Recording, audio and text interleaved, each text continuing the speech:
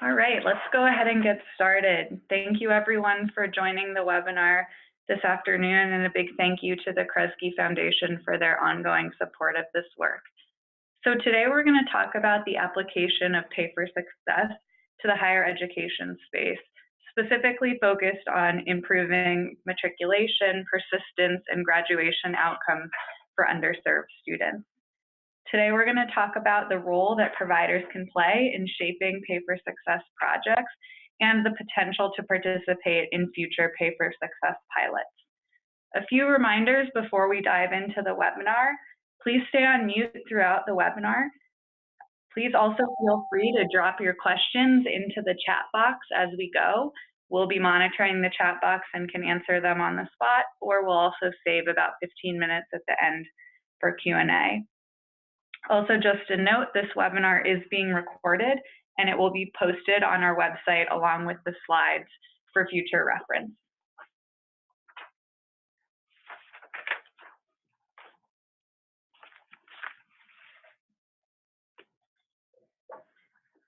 So today's webinar, we're going to tell you why and how we see Pay for Success as an innovative financing tool to fund needed college access and support services for underserved students. We'll tell you a bit about the provider role in shaping these projects, and then discuss the request for information that we're hopeful that you all will participate in. We'll start with some background on third sector, Pay for Success, and its application in the higher ed space. We'll give a launched project example of Pay for Success in juvenile justice. Then we'll tell you a bit about the cohort of higher ed projects that we are forming and review the RFI before saving 15 minutes at the end to answer any questions. So on the phone today, you have your Pay for Success in Higher Education cohort technical assistance team. We're all based out of Third Sector's Boston office. I'm HK Howard and I'm a director.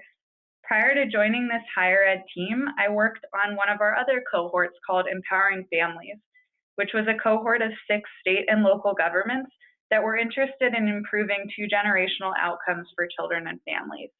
So I've really seen firsthand the power of this cohort experience in terms of funding and shaping projects that support long-term outcomes in communities. Today, you'll also hear from Sarah, who is the lead of this cohort and your main point of contact. She's worked on assessing Pay for Success readiness in Oklahoma, as well as shaping a project in Haiti. Joanna will also be on the call today, and she has also worked on that Pay for Success in Oklahoma project, as well as leads one of our launched initiatives, Massachusetts Juvenile Justice with ROCA, which you'll hear more about today as an example. So as you can see, our team brings a wide experience of applying Pay for Success across different jurisdictions as well as issue areas. So what is Pay for Success and who is Third Sector? Third Sector is a nonprofit training and technical assistance provider, and we work to change the way that government does business by connecting resources or taxpayer dollars to results or meaningful change in people's lives. And a particularly effective tool that we have found for really cementing that relationship between resources and results is through outcomes-based or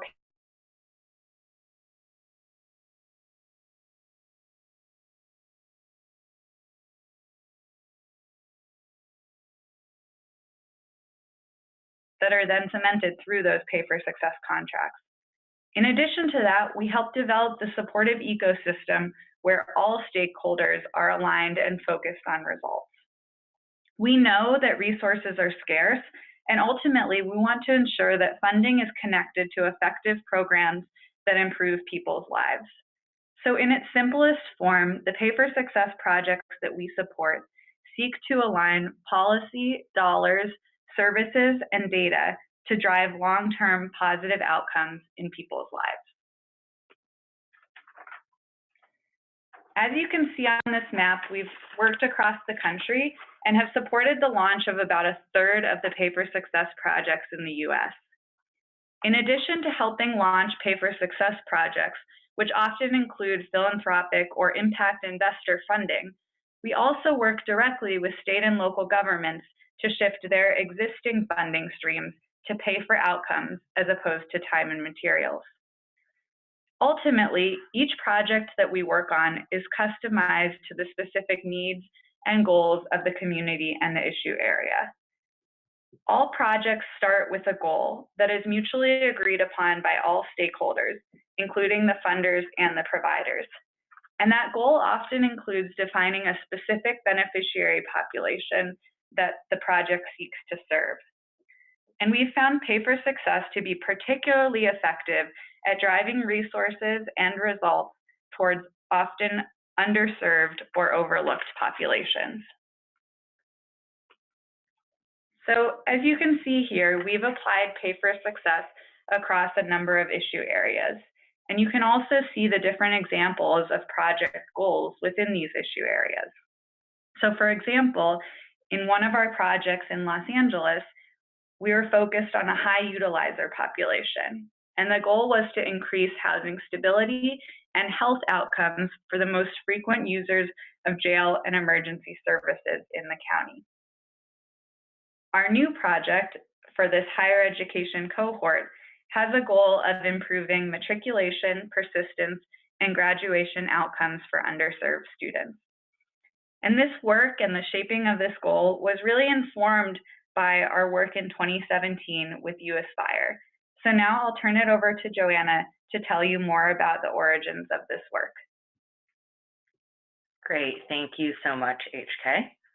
So as HK said, our hypothesis really originated from a feasibility study in 2017 with UAspire, which is a nonprofit focused on providing financial information necessary for students to be able to enroll in and find an affordable path to and through college.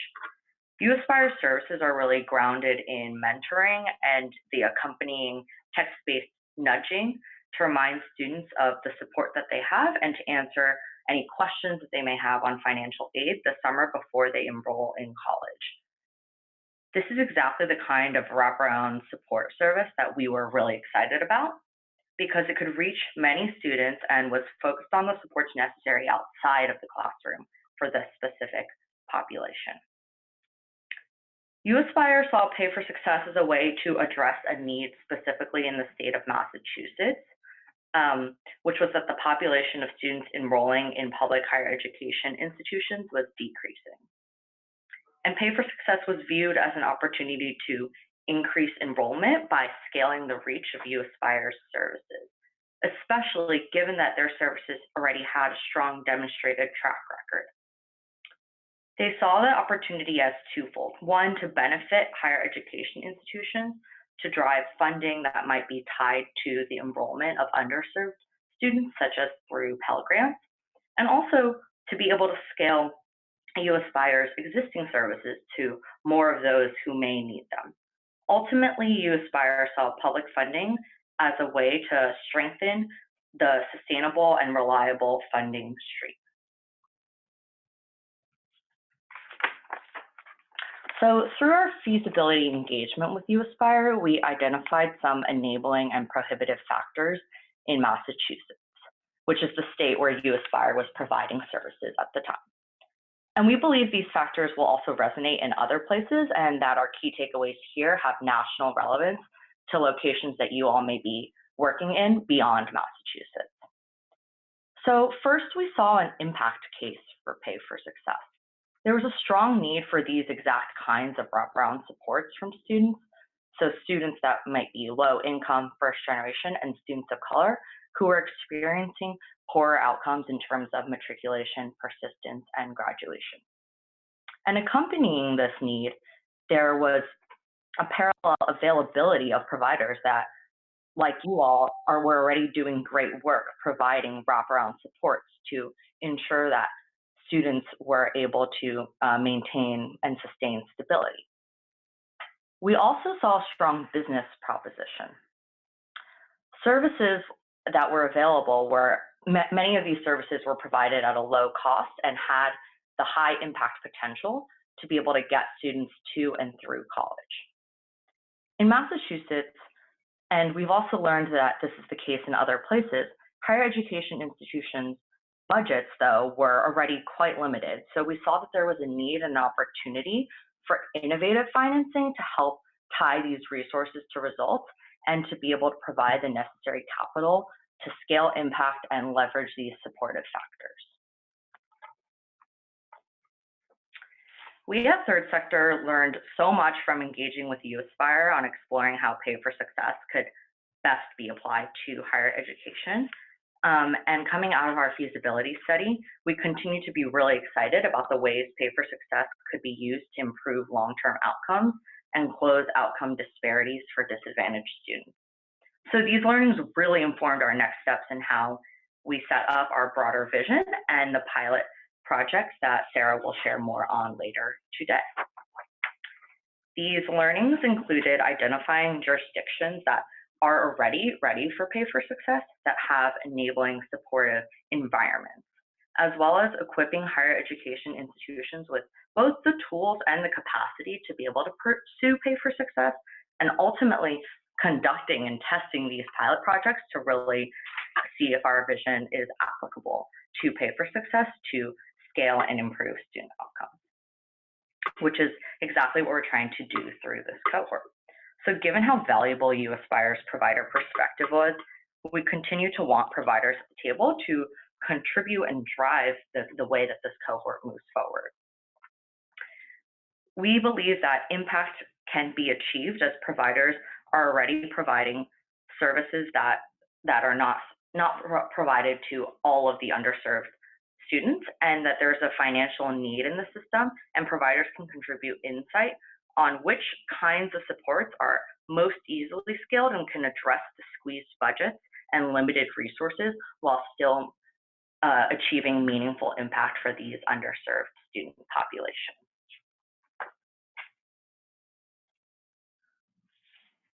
So we've discussed why Pay for Success is a good vehicle to advance services that improve outcomes.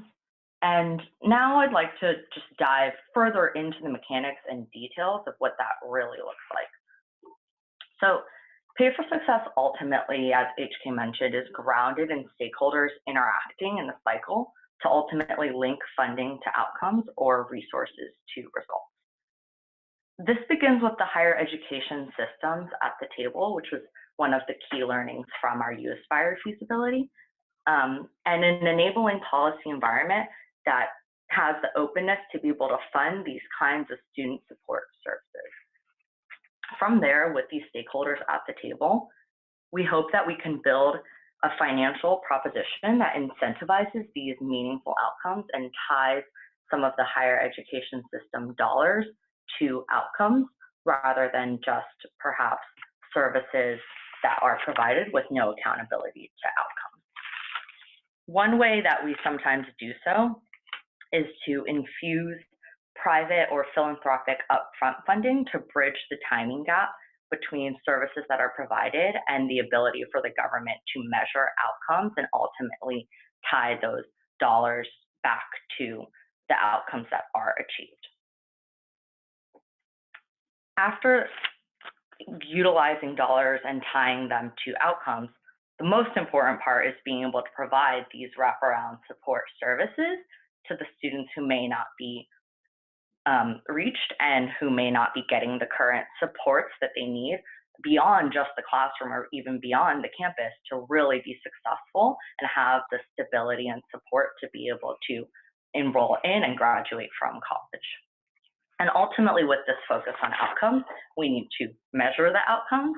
And we see that data piece as really supporting the achievement of outcomes and allowing coordination across maybe multiple data systems, as well as a path to continue looking at data to improve services. All of these elements really lead to an improved system that's grounded in relationships between all of the stakeholders at the table, a key member of which are the providers of those student support services. So once these stakeholders are at the table, the structure of Pay for Success more formally solidifies each of the unique needs of the stakeholders at the table, and that's why each contract is catered to the kinds of stakeholders that are at the table and the input that is received throughout the process.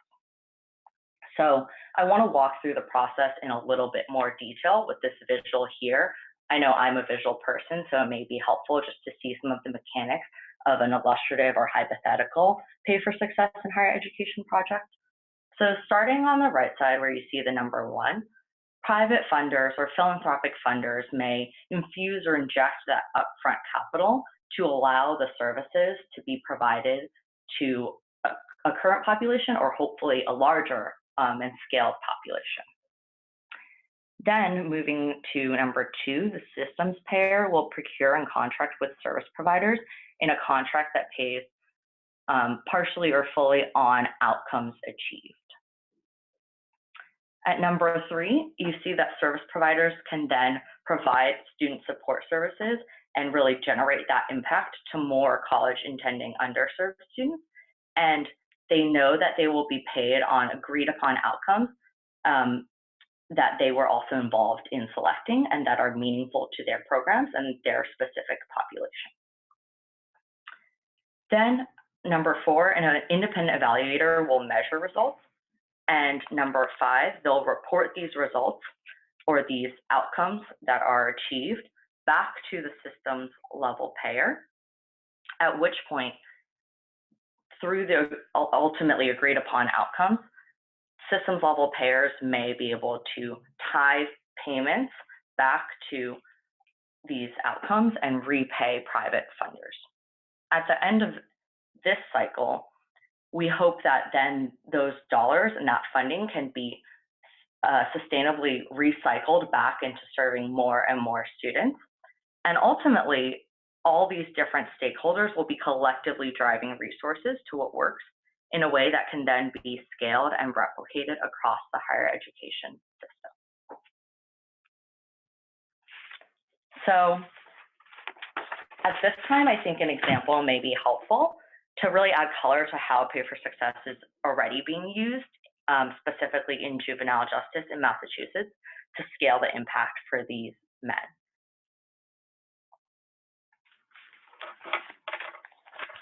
So in Massachusetts, ROCO was already serving some high-risk justice-involved young men in the Commonwealth with a focus on intensive relationships.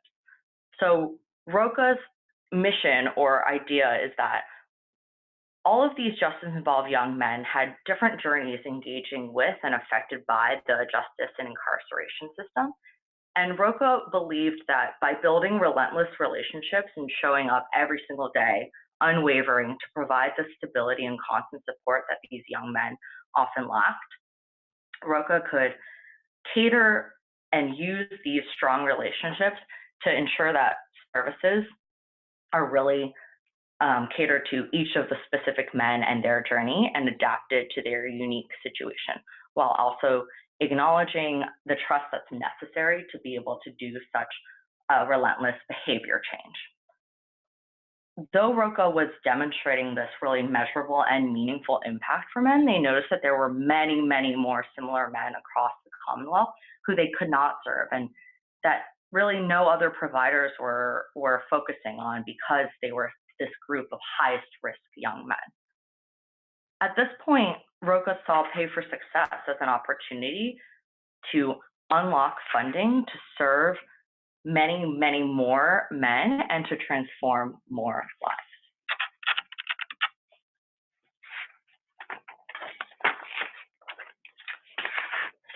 So initially, like I mentioned, ROCO was accessing some public funds, but they didn't really meet the needs of all the young men in the state. The norm in the Commonwealth was to appropriate dollars yearly for services that were delivered in silos, and providers were often trying to navigate these complex reporting and compliance measures, which distracted from being able to really focus on impact generated. At the same time, state dollars and funding was tied to the cost of services provided, with little to no flexibility in how services were provided to ultimately achieve that impact. and to cater that impact generated to each of the men in their unique situations. These very impactful services were also not being provided for the majority of the population, and for this population that was most at risk of recidivating, like I said. And data was focused on compliance, and the ROCA's existing data system was completely separate from government data and administrative data. Shifting to the right side of this page, the Pay for Success contract was grounded in building strong relationships between the Commonwealth and ROCA to define shared goals and align on how impact could be maximized for these underserved young men. So with that alignment and that agreement, as well as that strong relationship working towards the same goal, dollars were then able to be tied to the achievement of outcomes that both the Commonwealth and ROCA could agree upon, which included reduced days of incarceration and increased employment and job readiness. The tie between dollars and results allowed ROCA then the flexibility to adapt their program model to ultimately reach outcomes, since payments were tied to outcomes. ROCA was also able to scale and serve more of the men that were not currently being served, and partnered with the Commonwealth to find government referral partners to then reach even more underserved men. Finally, outcomes data was collected and shared across two agencies and with ROCA for continuous improvement and coordination at all parts of service delivery and outcomes measurement. Ultimately, this Pay for Success contract was enabled by the relationships, and the strong and strengthening relationships allowed ROCA to serve many, many more.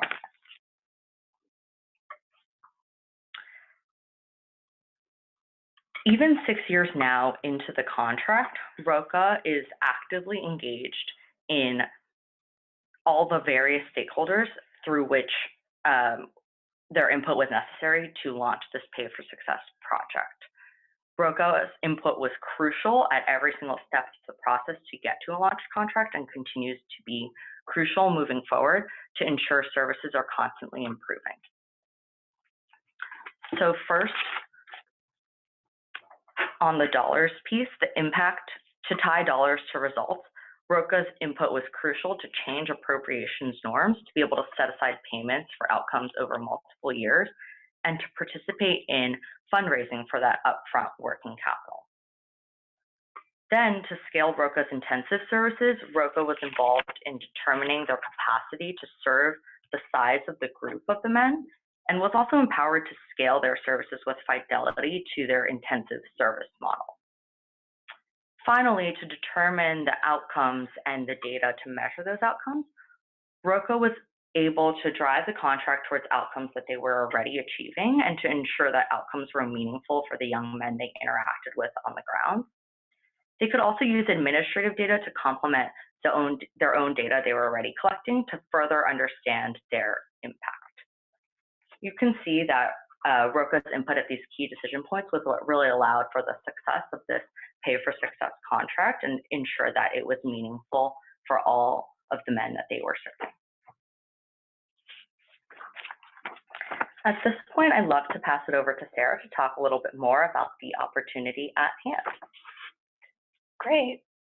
So far we've discussed some of the mechanics to a Pay for Success project and some of the stakeholders involved, and we've also reviewed one of the Pay for Success projects we helped launch and highlighted the critical role that the provider played.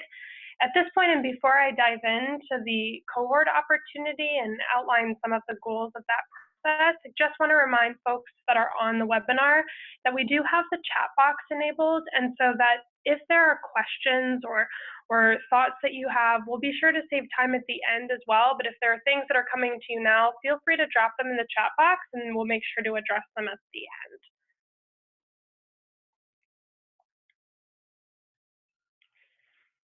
So as we've shared, Third Sector is building a cohort of stakeholders that are interested in exploring Pay for Success in higher education. And as we also shared on the webinar, this grew from our original and initial feasibility study that we led in partnership with UAspire. The cohort building is really beginning by developing the process to offer training and technical assistance for states and systems of higher education, and that work is also being funded by the Kresge Foundation. And we're working to pilot projects in 2020. But central to this vision of developing and strengthening pathways to systematically fund student support service providers is gaining their input. And we see that that is critical, particularly for those providers that are already measurably improving outcomes for students in their path to and through college. We believe that this cohort approach builds upon some of the momentum that we're seeing happen nationally, and that's the momentum that's focused on the achievement of post-secondary outcomes for underserved students. And therefore, the primary goal of the cohort is to start to develop pilot projects. We expect that we'll be able to do this by assessing the full landscape or the higher education space, by workshopping some of the mechanics of a pay-for-success project with the systems level partners and other stakeholder engagement, and developing some shared tools and resources that will aid in replication and scale.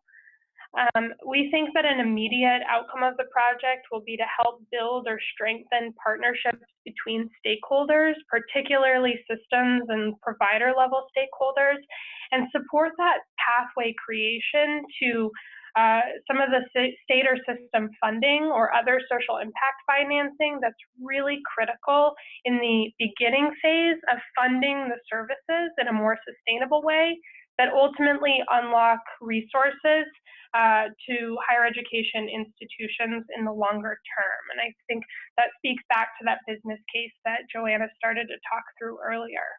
There's also a longer term objective in this work, which is to help prepare sites while they're developing pilot projects to access potential federal funds that may be made available through the Fund for Innovation and Success in Higher Education Act, also known as the Finish Act, which as it's written will help support innovation and evidence-based approaches that are supporting post-secondary outcomes. And the legislation may fund up to 5 pay-for-success pilot initiatives if the legislation should pass. We understand that there are many providers out there that are actively thinking about and planning for how these policies that are affecting higher education may play out in their environment as well. And so the timing of this opportunity, we think, aligns well to what's happening at the federal and state levels, and hopefully plays into some of the strategic goals that some of the providers on this webinar are currently developing. We think that by better understanding the broad landscape of providers out there and communicating what they do to states and systems will help better shape and inform the implementation of social innovation policies like the Finish Act. As we've discussed, and if you can think back to that diagram that Joanna ran through describing the mechanics of a pay-for-success project, there really are 3 primary stakeholder groups that are needed to be engaged in order for that pay-for-success project to come to life. And so those stakeholder groups include the systems level payers, or in this project, we're seeing that as the higher education systems, the service providers, and we see that as a variety of access and success providers, nonprofit or for-profit alike, and private funders, and that could be the philanthropists or other investors that are all together working in the advancement of a project goal. So some of you on the webinar may be, and many are college access and success providers. Some of you may be higher education systems. And so I'd just like to share that we also have an open request for information available on our website, which outlines that opportunity to access training and technical assistance and participate in the cohort. And some of you may be funders, and it would be so great to connect and learn what about this project initiative is really interesting to you, and figure out ways that you can be involved. But in all Pay for Success projects, there's an external provider that's contracted with to deliver services to an identified or high-need population in an effort to reach or exceed predetermined outcomes that have been set for success.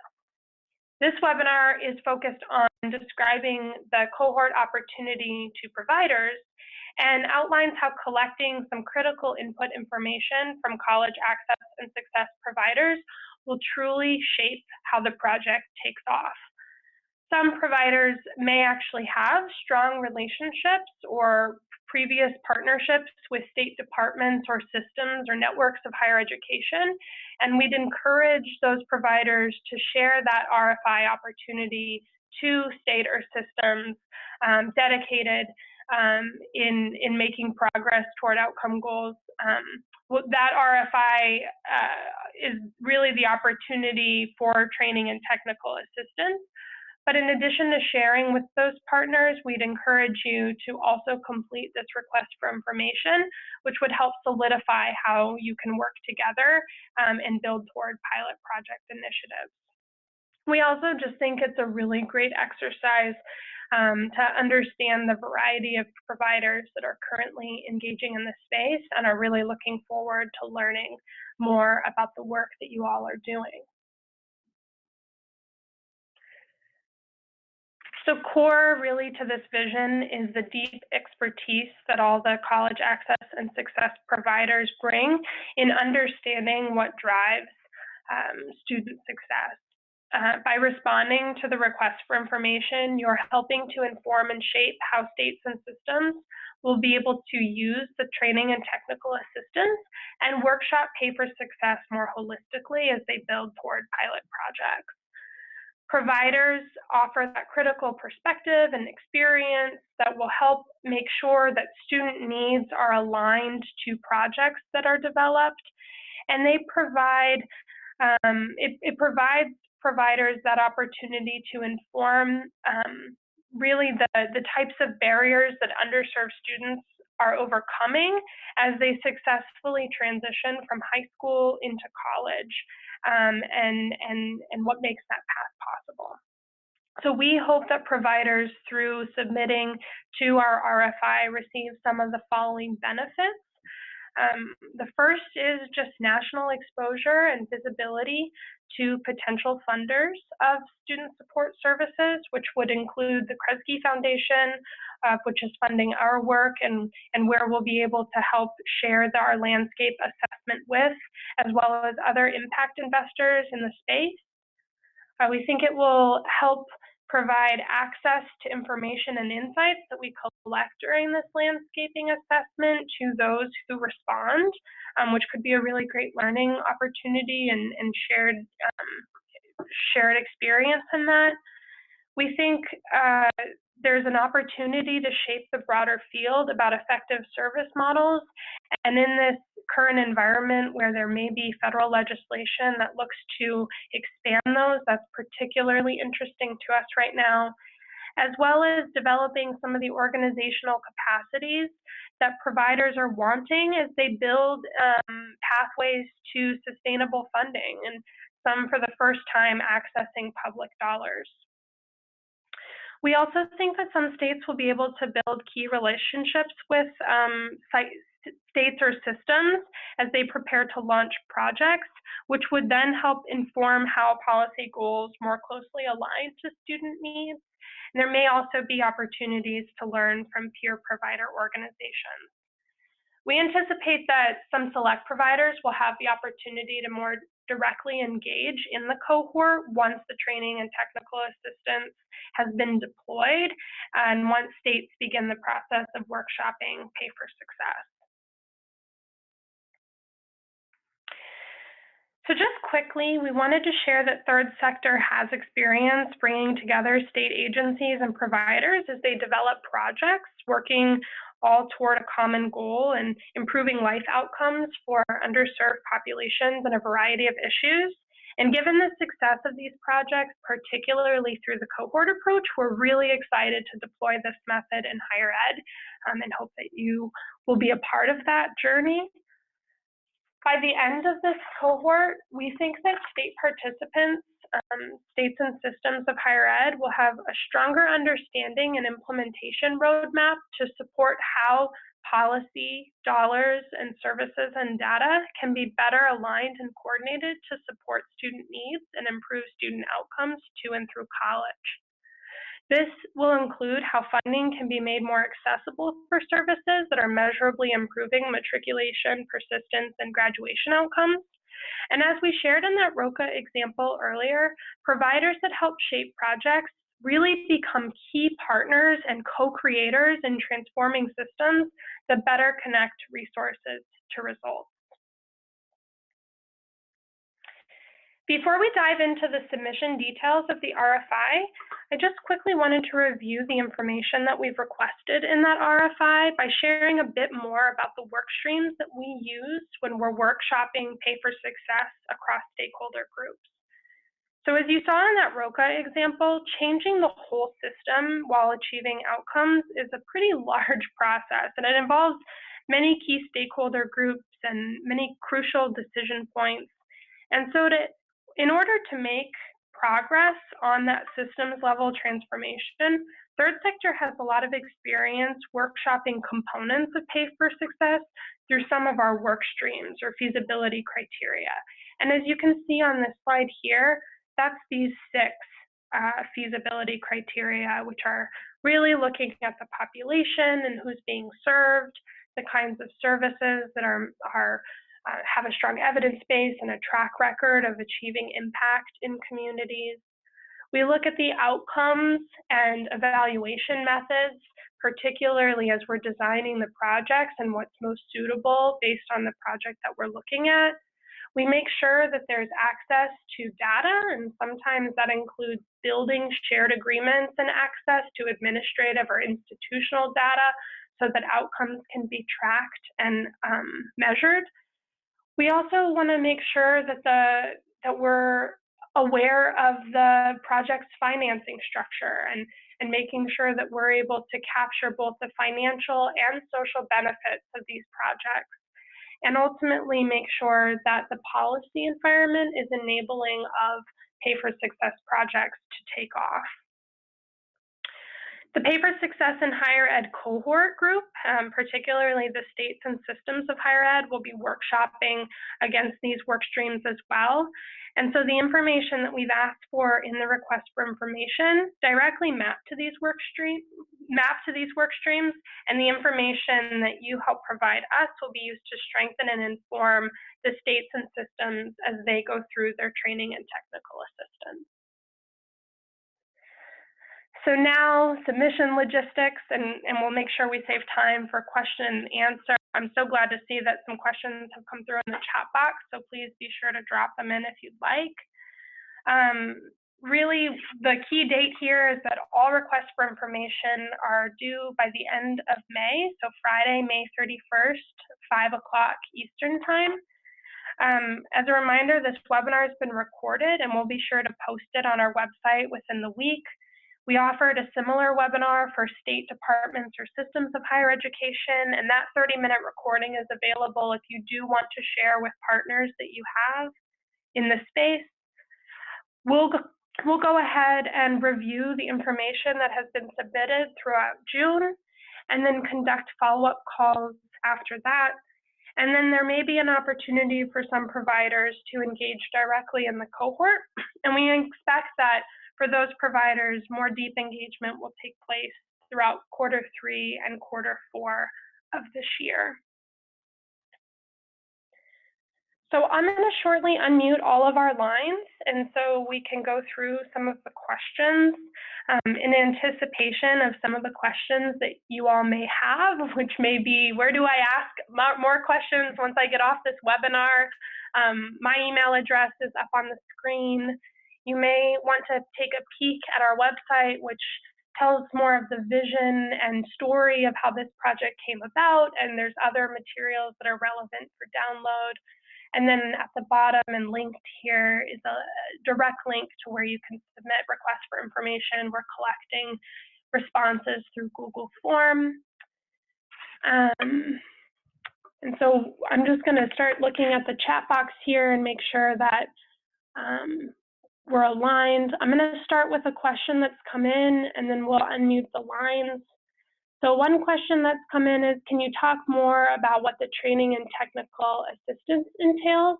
That's a great question. And so just to kind of further clarify, our project and cohort is, as we've talked about, working across 3 stakeholder groups. And so the training and technical assistance is something that we're planning to offer to state departments of higher ed or systems or larger networks of higher ed as they are a critical end payer system. And I think, as you recall in that diagram, something that Joanna talked about is really a pivotal stakeholder group in developing some of these Pay for Success projects. And some of the training and technical assistance is going to be aligning on how states or systems can really be a champion and act in support of these projects through aligning some of their current administrative systems that you all have now seen in this diagram. And so we expect to be workshopping many of those same workstream feasibility criteria components that I shared on this webinar for providers, but in a way that's really focused on how do states or systems think about engaging in this space, contracting with service providers, and ultimately collaborating in this effort to improve student outcomes to and through college.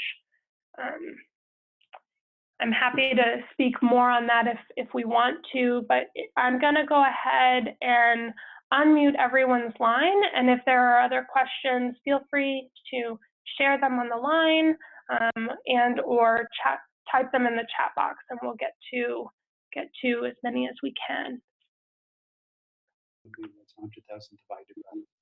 All right, so everyone's unmuted.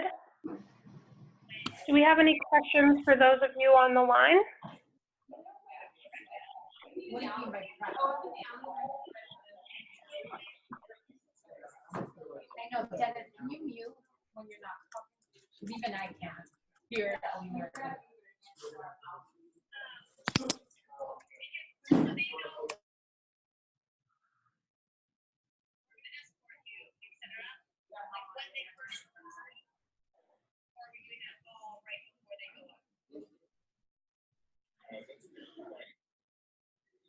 All right, do we have any questions about some of the content of the webinar?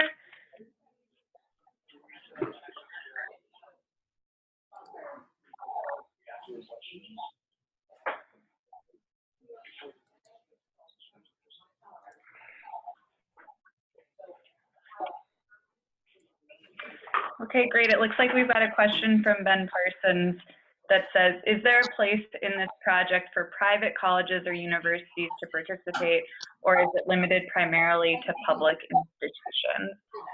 I would say that this cohort opportunity is focused on public institutions and as well as the state systems of higher ed, whether that's state departments of higher ed, systems of community colleges, or other publicly funded college networks.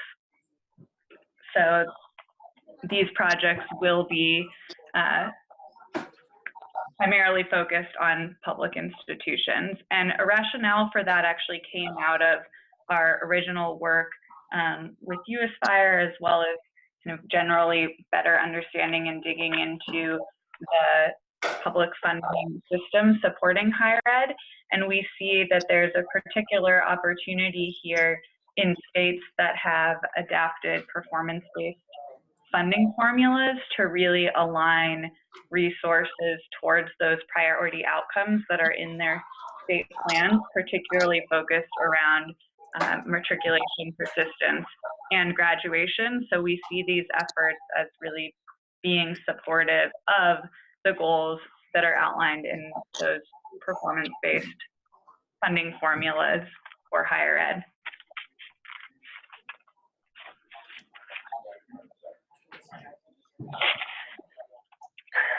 Great. We have another question that came in from Marjorie, which asks, when we submit the proposal, is there guidance on what you're looking for per question?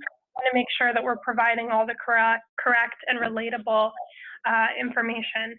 Yeah, so the way that the request for information was designed, in Google Forms, it's to capture some information, and we tried to put pretty specific recommended word limits to them just to reinforce that it's kind of a high-level overview of what your service or program is offering students. In terms of guidance on what we're asking for, we tried to capture a lot of that in the details of the request for information. So if you're able to go to the website and download, there's a PDF document that gives a little bit more explanation to why we're asking questions in the way that we are and what kinds of support information you can provide when you're asking for each of the areas that we're looking for information. I would say that for some of these different areas, be it outcomes and evaluation or data access or some of the other areas where we're looking for information, there's really not a right answer. It's, how would you describe the program and what you're doing with students at a high level, and if there's specific information, and particularly in relevance to some of the information we shared on this webinar that you think you'd like to highlight or that would be really relevant for states and systems as they're exploring paper success, to know. So hopefully that helps answer that question. And if there are others that come out of you looking at the RFI document and the application through Google Forms, you can make sure to email me and I can respond and post those answers on the web. I feel like that is more.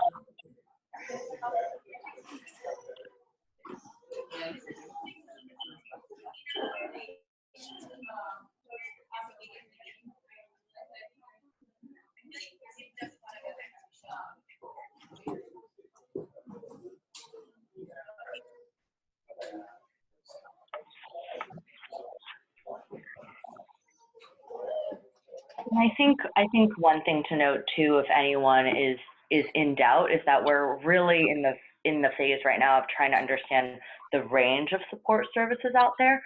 So if you are in doubt about submitting, we will be conducting follow-up calls if we have clarifying questions after all of the RFIs have been submitted. And so we encourage you to submit, and we can always reach out to clarify if we do have questions, because we're not looking for just one specific kind of support. We're looking at really the full range of all those wraparound supports that might help students enroll in and be successful in college.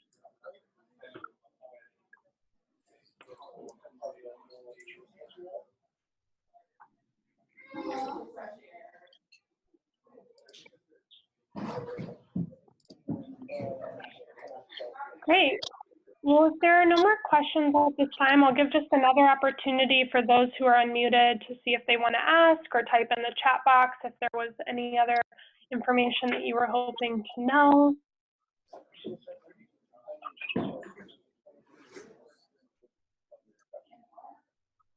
No, during our celebration.